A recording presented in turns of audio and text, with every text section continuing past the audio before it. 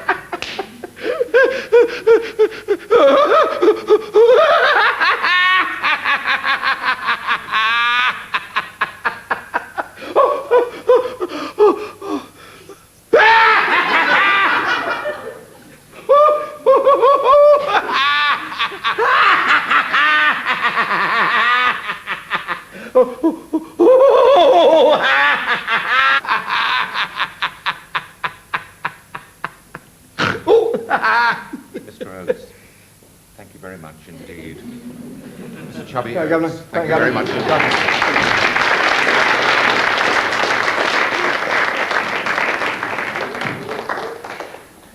Now, there's something odd about what went on then.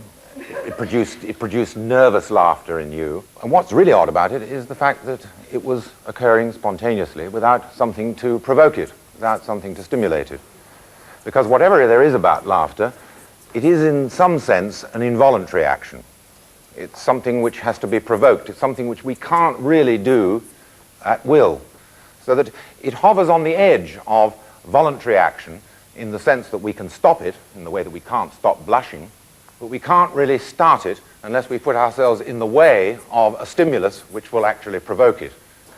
So that in that sense, laughter seems to involve some sort of accomplishment, some sort of achievement. You have to see the joke. You have to see something funny. It engages what we call a sense of humor, and that's what we're going to try and talk about tonight.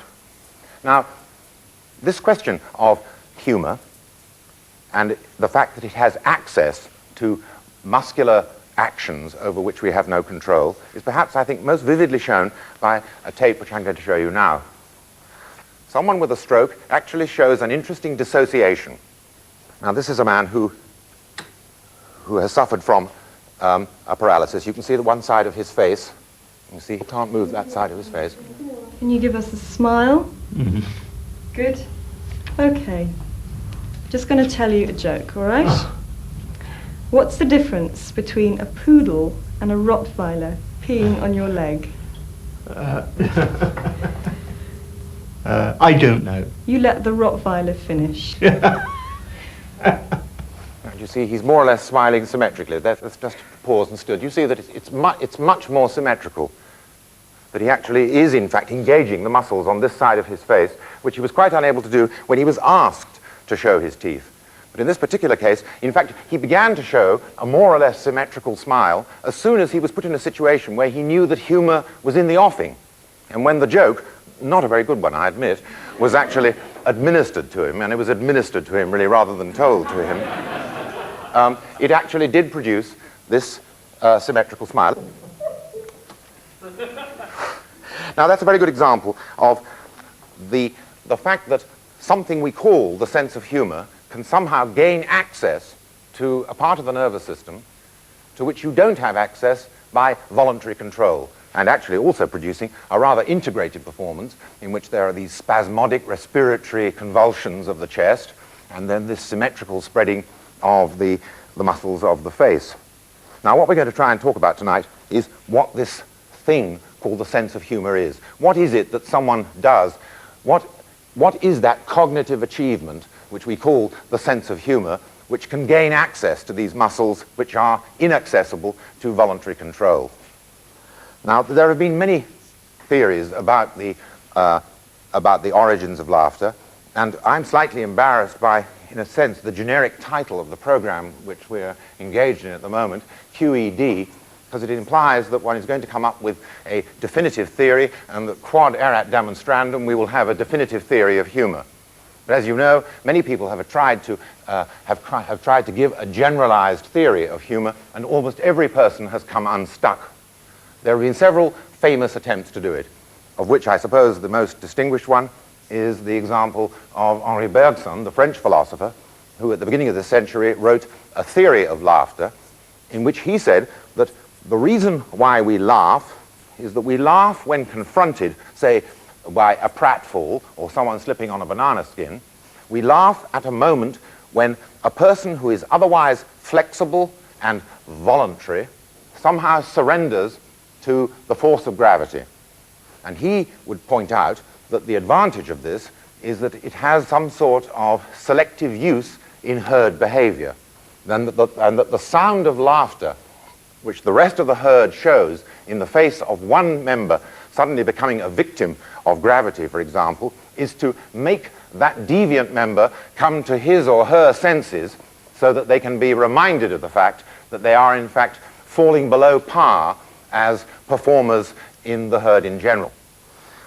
I believe that Bergson's theory, like so many of these generalized theories of humor, actually fails because it doesn't cover the range of things which we all know make us laugh. It doesn't cover wit, it doesn't cover irony, it doesn't cover the wide range of things which we regard as cherishable and valuable in humor. Now, perhaps I can show a very good example of this. If Bergson's theory was in fact true, we would only laugh at those moments when human beings became like mechanical objects. Why is it that we laugh at this?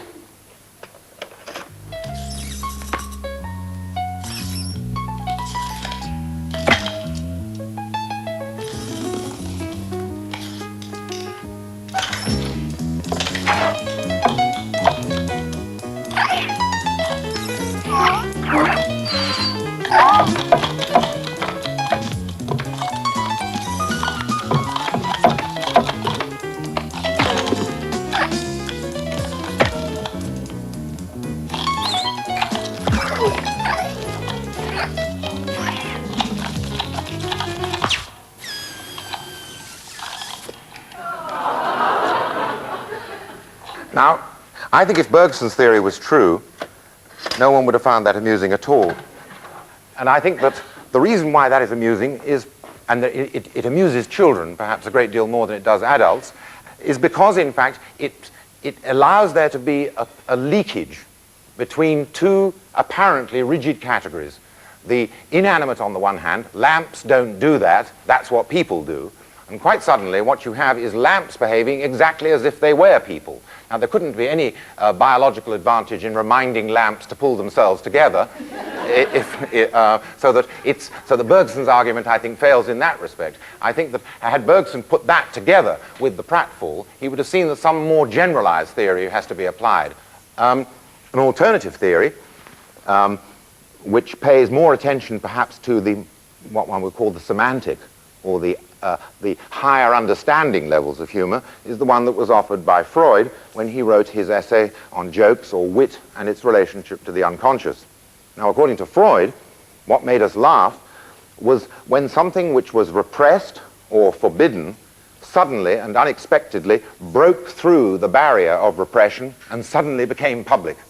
That it was actually at the moment when this fugitive and forbidden aspect of human life was suddenly expressed in the form of a joke. Now, once again, I think the important point is that both with Freud and with Bergson, what we have is a very narrow range of interpretation of what in fact is amusing. There's another example of this, which is seen in Billy Connoly. Here's Billy Connoly addressing a problem which you might not have thought about until now. Do you know what's always intrigued me? The way pubic hair only grows to a certain length and then stops.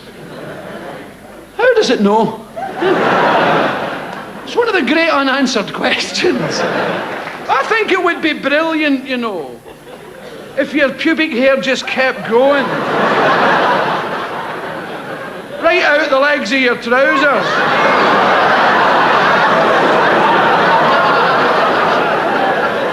Wouldn't it be fab and groovy?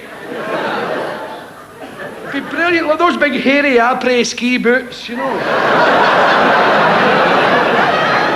And you can brush it, we can brush it. 100 strokes a night.